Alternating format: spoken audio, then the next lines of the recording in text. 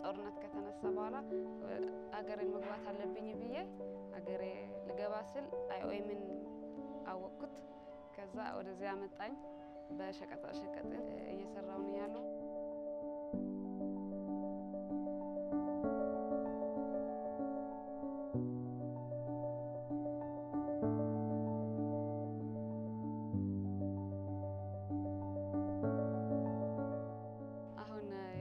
እየወሰድን ያለን ስልጠና ድርጅተኞችን ሲመለሱ እንዴት ነው የምንቀበላቸው?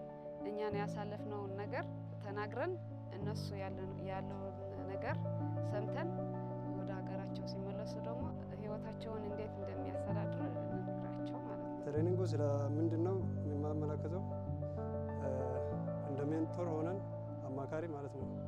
አሁን እንዴት እንደኛ ስደት ሄደው የተመለሱትን እንዴት በስነልቦና በእንትንም ስለሚጎዱት እንዴት እናግዛለን? ከኔ በላይ ከሆነ ወደ የሚመለከተው